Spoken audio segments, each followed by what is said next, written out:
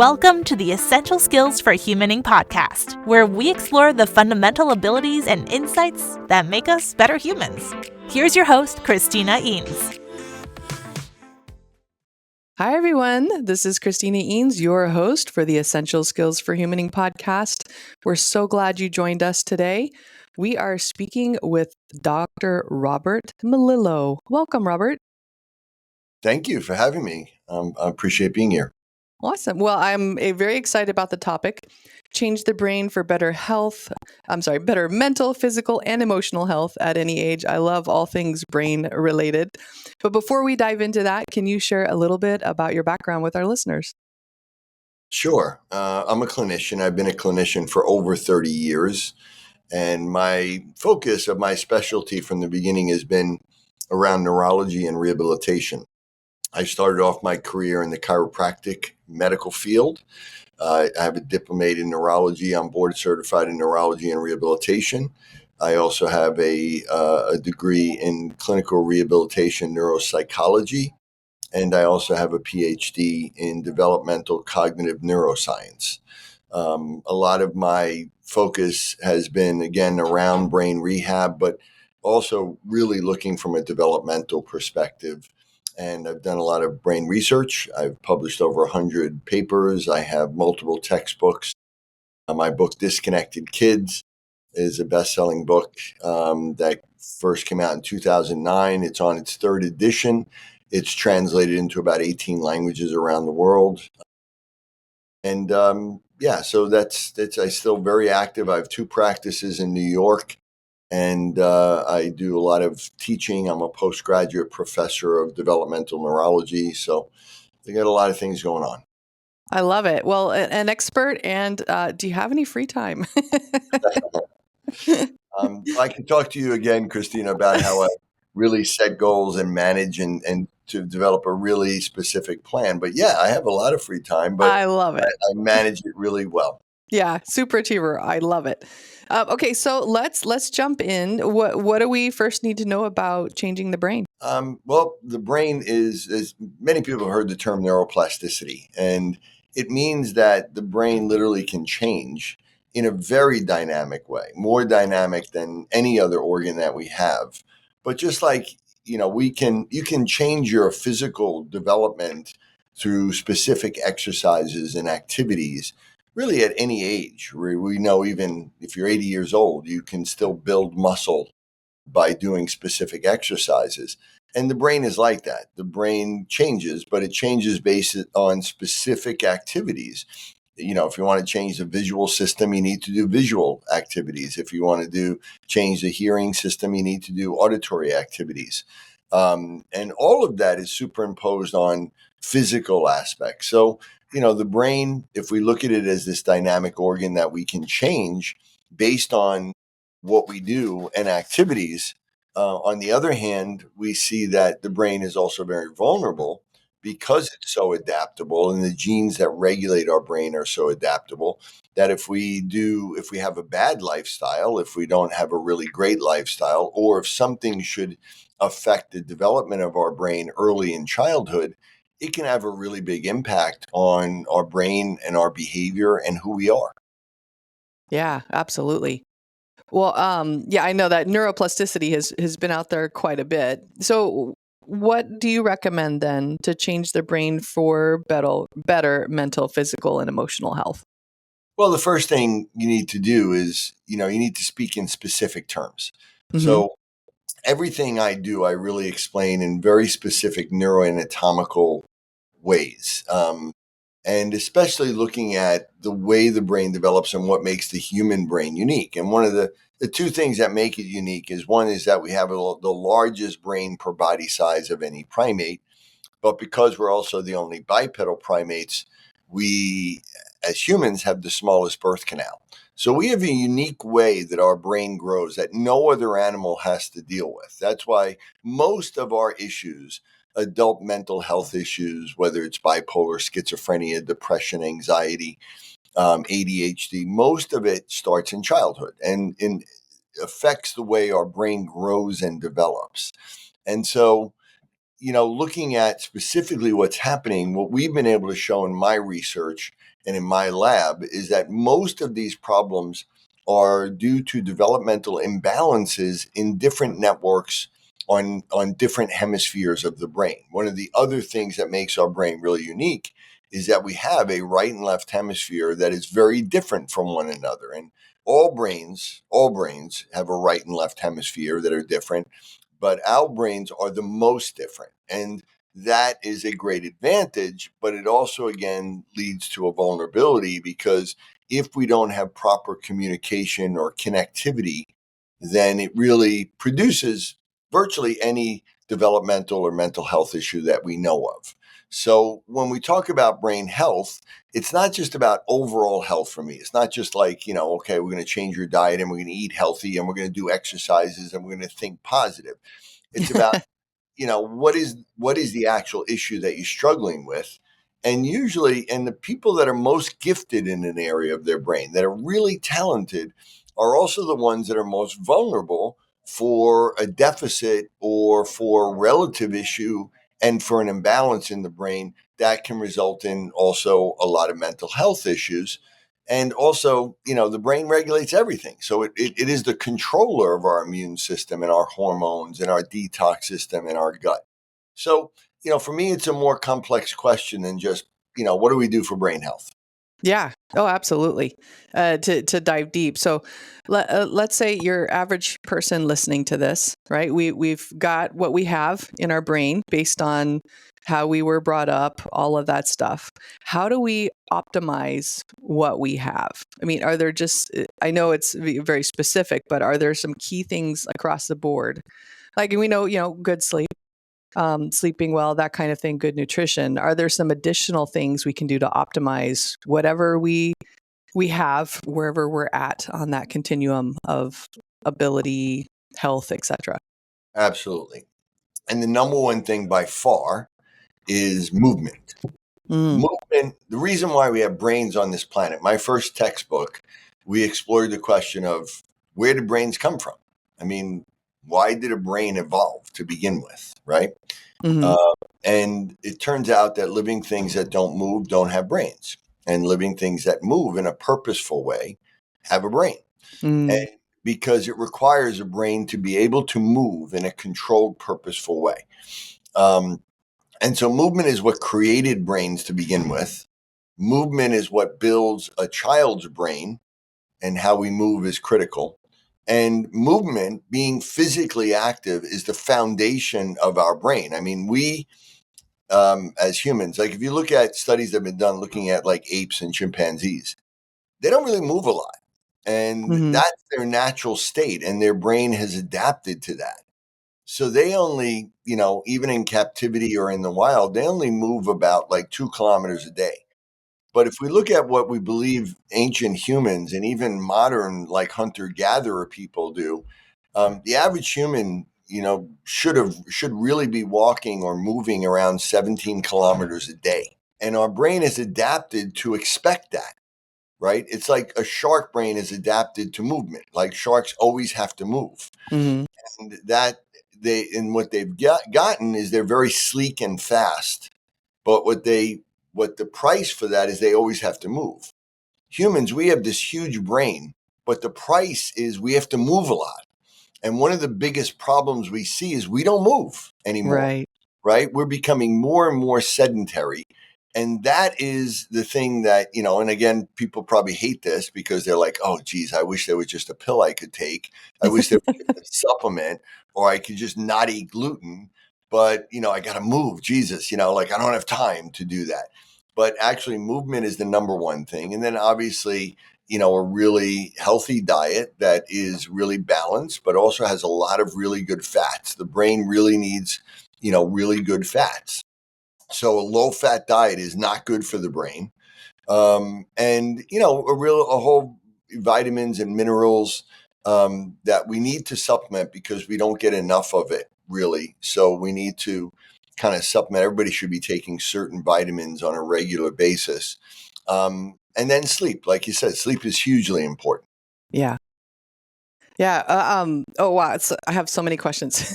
'Cause so many ways that we can go. One of them, one of the things I would love to talk to you about is the interplay of thoughts, emotions, and what's going on in our brains. So, for example, like I taught a class yesterday on presentation skills, and we were talking about how someone's thoughts about presenting in others are creating the emotions, which then are creating those things that are happening in our body, those nerves, and sometimes shutting down. Can you share a little bit about what's going on with our brains there and how we can? I mean, because that can not just presentation skills, but that can go across the board for any kind of human interaction. Sure. Well, most of what happens in our brain is subconscious. Mm-hmm.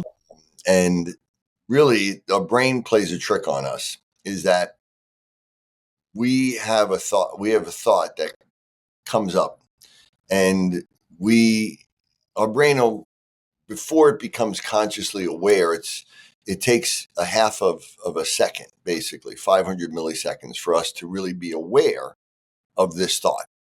And our brain is always bubbling up these different thoughts, different ideas, different things it wants us to do. And a lot of what our brain does is shut most of that down. And then it allows certain thoughts to come into play. But even before the thought becomes consciously aware, we're already doing it. Then we become consciously aware of it, and we believe that we just started it or just did it when we thought of it.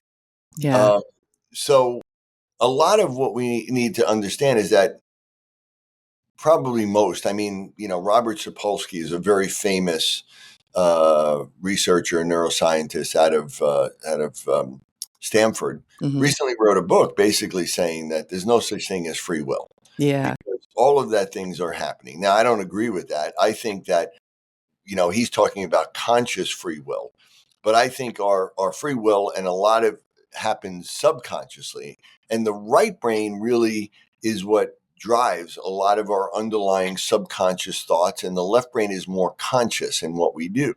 So, our past and our habits, what we do, really forms the foundation of what a lot of ideas bubble up here and there. So, it's a matter of really how we train our brain, the way we think, the way we do, becomes really the platform that generates our ideas and what we're going to do, and then how we're going to learn something new. So if you're going to learn something new, you can learn it, but then eventually it needs to become subconscious, and it really serves as a platform for what you want to do.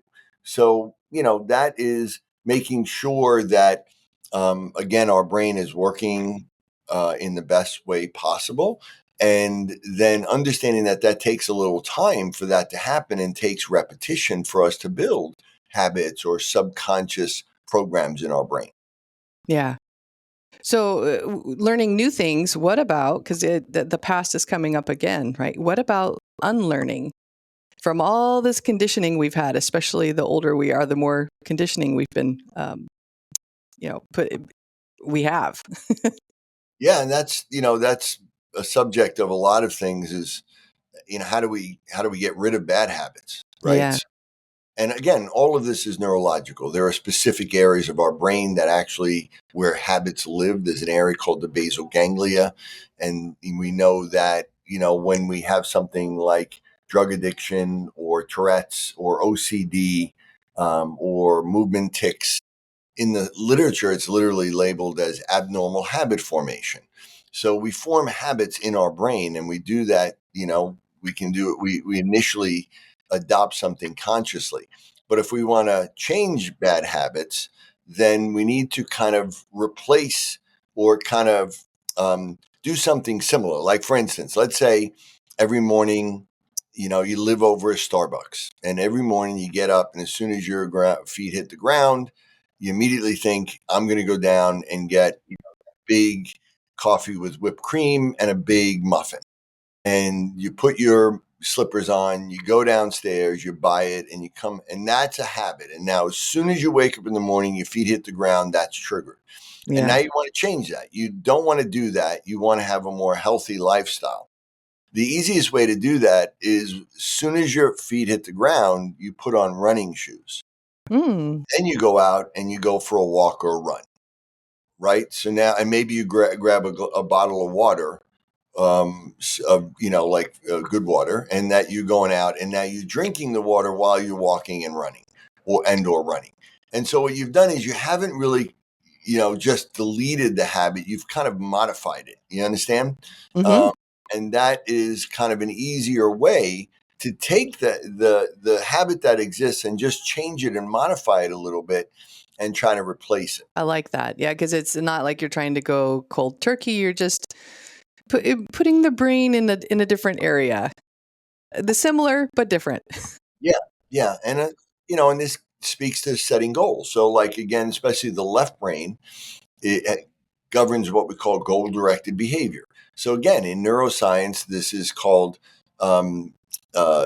really when we're setting goals and doing goal-directed behavior, there's a specific term for it, but it's a science. There are areas of the brain where we set goals, and this is called self-regulated behavior, and that we set goals in our brain, and then those goals, eventually make their way subconsciously. And that's why what's important is if you want to direct your subconscious, you do that by really sitting down, writing goals, by determining what goals you want. And that basically programs your subconscious to go after it. And most of what you do is subconscious, even though we feel like it's conscious. Yeah. But you choose. So that's where I believe that, free will in humans comes from, is that we get to choose the goal. Now, the goal will operate almost automatically once we set it, and our brain will do everything to help get us that goal. But again, you got to be careful of the goals you set. And if you don't consciously set a goal, your brain will set a goal subconsciously that may not be what you want. That Mm-hmm. may be, how do we avoid fear, or how do we make ourselves comfortable, or how do I um, you know make myself eat something that so it's just soothing ourselves. I love that. So it's important, and actually a lot. I can't remember where I saw this stat, but only like 25% of people actually set personal goals, not related to work. So we need to tell our brain where we need to go. Exactly. And you're not, you wouldn't start a business without a business plan, right? So Yeah. for me, I mean, a large part of my life for the last, at least 25 years is that every year I create a pretty elaborate plan for my life for that year. And when I look back on it, everything that I've created, I have 9 books I've written, and all of the things that I've done, I've looked back at one point, I wrote about it first. Um, Mm-hmm. and so, you really need a plan for your life. If you're operating and you don't have a plan, you wouldn't operate a business like that. You certainly couldn't get a business loan if you didn't have a plan. Yeah. Your life is the most important thing, and you need to have a plan. So a lot of people, not only do they not set goals, but they don't, and even the ones that do set goals, they really don't know how to do it. They're kind of just making it up. Yeah. And there are many different ways, and there's many good ways out there that can do it. But that's something that, again, you have to think beforehand.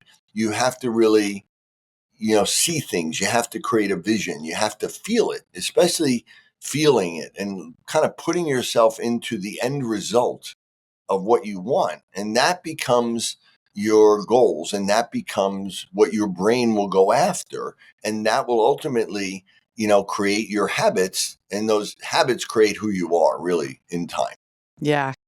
Well, I like you just succinctly put how I mean, I wish everyone understood their brain better and how to work with it, not against it, in going in accomplishing what we want in life. Yeah, because most people, again, don't really fully understand the brain. Everything is brain. Like you talk about emotions. What are emotions? Emotions are different networks in the brain that are firing out at a specific time. So, I'll give you an example. What is depression? The left brain generates emotions of joy, happiness, pride, and anger. Those are the 3 primary emotions of the left brain. The right brain is sadness, fear, shame, embarrassment, guilt, and rejection sensitivity. as well as empathy and really like human connection, love. Hmm. So you look at that and you say, okay, well, what is depression? Well, if the left brain is operating too low, it's not functioning at the level that it should because it's immature or it's less active, then we have less joy and pride.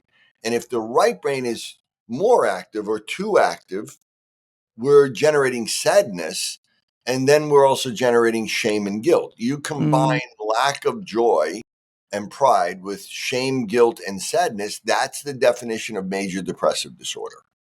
So yeah. these imbalances exist, and these imbalances develop like this, in childhood.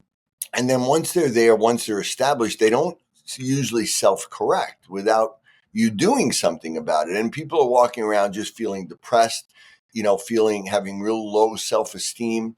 And the people that are most gifted, like people that are very right brain dominant, let's say people that are in the creative world. I have a podcast with my daughter who's a singer songwriter out of Nashville, and it's called the Right Brain Podcast, and we Mm, um, all of these, top songwriters, singers, producers, actors, comedian, who all are in that Nashville area, and some of the most talented people in the world. And they all talk about struggles with dyslexia, learning disabilities, depression, low self-esteem, problems with procrastination, anxiety, social anxiety, fear of being judged, things you wouldn't think that these stars, are concerned with. But and we speak about it in a neuroscience term, like how can they be so gifted but also have all these struggles? They go together because you can accentuate these imbalances, but you can also correct them. So that we also talk about how you can change your brain and create balance in the brain, and that's really the most important thing that anybody can do is to understand their brain, understand whether you're more of a right brain or left brain dominant person, and what your strengths are and what your weaknesses are, and try to work on your weaknesses to match your strengths. And there are different ways that you can do that in targeting the brain in very specific ways. ooh. So what would could you talk a little bit about maybe someone being too much in their left brain Yes. as well? Yep. So the left brain is more about details. It's the conscious side of our brain. Again, it's more motivated to go towards goals. The left brain likes familiarity. It likes to do the same thing over and over. It's very sequential. It's logical. It's linear. It's linguistic. It's a little bit more aggressive, because anger is part of that left brain. And the reason why we have anger is because if we're going towards a goal, which is directed primarily by the left brain, and then something gets in our way, we have two choices. We can quit or give up, which wouldn't really be a good survival strategy, like if we're looking for food, or we can get pissed off and get angry and push through it.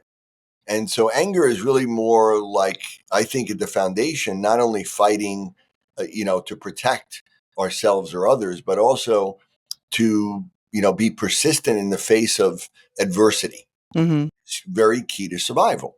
And so people that are left brain dominant, they're not as much in their body. They're not as much connected. It's not driven by social interactions. It's more individual. It looks at the individual person, and it looks at our body as like a collection of pieces, where the right brain looks at us as a whole.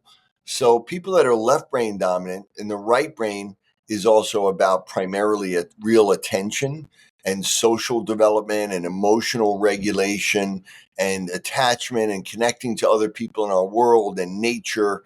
And, we like new things, so creative things. So people that are left brain dominant is more of a classic ADHD. So someone who's hyperactive or obsessive or compulsive, someone who struggles with anger management. But maybe very, very intelligent, because the left brain is academics, is memorizing details, numbers, letters, reading. So someone who may be highly academically intelligent, but really lacks social or emotional intelligence, uh, Mm, and may, so in an extreme version, we see that's what autism is. That's autism spectrum, is people that have these extreme genius level left brain skills, but have real immaturity and delays in their right brain development. Classic ADHD is that as well. OCD, tics, Tourette's, schizophrenia, as I said, anger management, narcissism, psychopaths. That's kind of what you look at with that extreme left brain. But in the average person, you're dealing with a person that, is somebody really book smart, really does well academically, may not be as socially adept, but, functions at a good normal level. Mhm. But they just, they're the straight A student in school. They're the ones that go to Ivy League schools. You know what I mean? That's like that left brain down. It's an engineering type of brain. I put it that way. Yeah. So for the average person with one side that's more dominant than the other, can you share maybe just to finish us up a couple of strategies on how they can balance that a little better? Sure. Average, not on the spectrum. Yeah. Now, if you want to just create more balance in your brain, again, try to look at what you struggle with or what you don't like or your weaknesses. They probably are related to the less dominant side of your brain. And so trying to lean into those things, the things that you don't like or the things that you struggle with, try to work on improving those things. If you don't like reading a book, read a book. If you don't like being around people, spend more time around people. If you feel like you struggle in the social realm, force yourself to go out there and be social and not just on a computer, not just social media, but literally go out and meet people. If you're, not somebody that usually likes to be outdoor, spend more time outdoor. But from a physical standpoint, using sensory stimulation more from one side, like vibration on the left side of your body for your right brain, listening to music in your left ear only. We can favor things into our left visual field. So we're looking things more to the left. Like if you're going to watch TV, if you want to stimulate your right brain, sit on the right side of the room and look at the TV so that it's angled a little bit to your left. If you're sitting with a partner, have that person sit on your left side so they talk to you from the left side. So you're looking at them to the left. They're talking to your left ear. You're more aware of them on the left side of your body. You're more aware of the left side of the space of the room. All of that is going to stimulate the right brain more than the left. I love it. Things we would never have thought about. This is awesome. Yeah, different colors that you put in the room, like, blue, green, violet. Those are more right brain colors. Orange, yellow, red are more left brain. So you look at a lot of people, and even in simple ways talking about this, we just were down in Nashville this weekend interviewing this, phenomenally talented singer, songwriter, guitarist, and she was with her girlfriend. And so the singer songwriter we were determining was this big right brain dominant person, and her girlfriend was this clearly left brain dominant person. Right? And they were so different. And they even said, they're like, yeah, we're complete opposites. And as I was talking about these things and colors, the right brain dominant person said, yeah, I love blues and greens, right? And her girlfriend said, yeah, I like yellow and reds and oranges.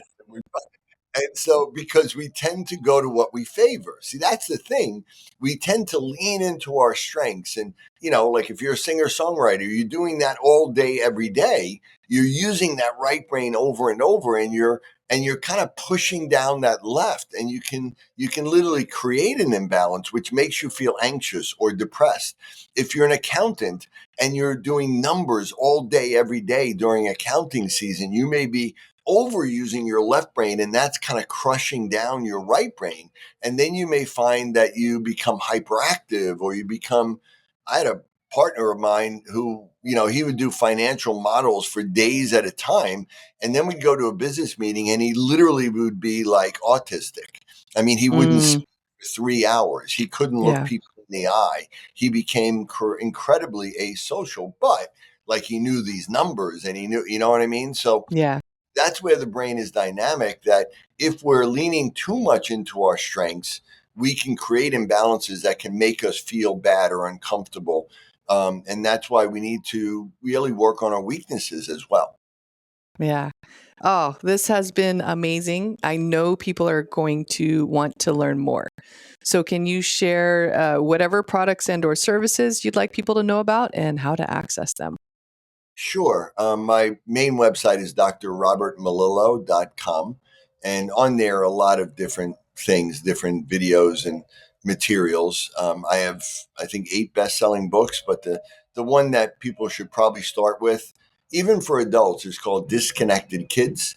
And it really speaks to really the nature of the brain and gives specific instructions on how you can assess your child or yourself and how you can actually change it. I have another book called Autism, the Scientific Truth, which is more about looking at preconception for people that are thinking about having a child and they're concerned. Is there some way that I can lower my risk of having a child with a disability? And there is. And I've written that book in 2013. All the things that RFK is talking about now, I wrote about in 2013 in real scientific terms. And that's really more for adults and especially for people that are looking at coming up with a preconception plan and trying to get their body and their brain in the most healthy way before they conceive, which is a really smart thing to do, actually. And so that's out there as well too. I have, many scientific papers that are all open access that people can get through Google Scholar or PubMed. I have a podcast, as I said, I do with my daughter called the Right Brain, WRITE, Right Brain Podcast. And that's available. I have another podcast that I do that's more sciencey, neurosciencey, called the Melillo Method podcast, Everything Brain. And I have 2 practices in New York. One's in New York City in Manhattan across from the Empire State Building. The other one is on Long Island. And we do virtual consults with people, but we also see a lot of patients in person. And we deal with really all different ages, but especially neurodevelopmental issues like ADHD, autism, especially non-speaking autism, but even in adults, bipolar, schizophrenia, anxiety, depression, adult ADHD, tics, OCD. These are the things that we work with a lot, but we also, it's very comprehensive. I teach developmental neuroimmunology. So we look at the gut and the brain. One of the misconceptions out there is people talk about how all these brain issues start in the gut. They don't. They actually start in the brain and they start with development, but they definitely impact the gut and impact inflammation and all of that. But really the lead of the issue is the brain. Mm-hmm. Oh, wow. Awesome. We'll make sure the website gets in the show notes. And I know I'm going to go check out those other books as well. It's time for your final piece of advice. What do you have for us? I think to understand, most people, the organ they understand the least is their brain.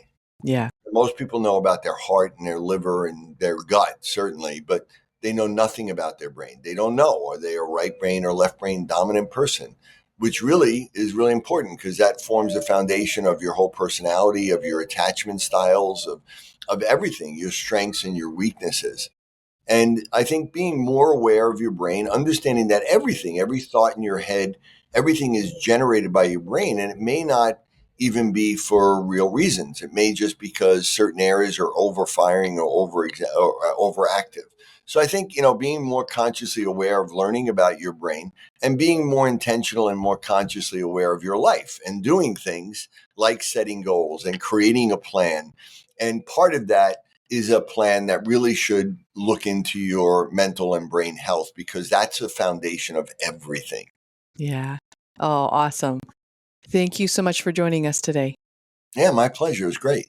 Transform your organization with Eanes Training. Our premier interpersonal skills training programs are tailored to enhance your organization's employees in communication, emotional intelligence, leadership, and more.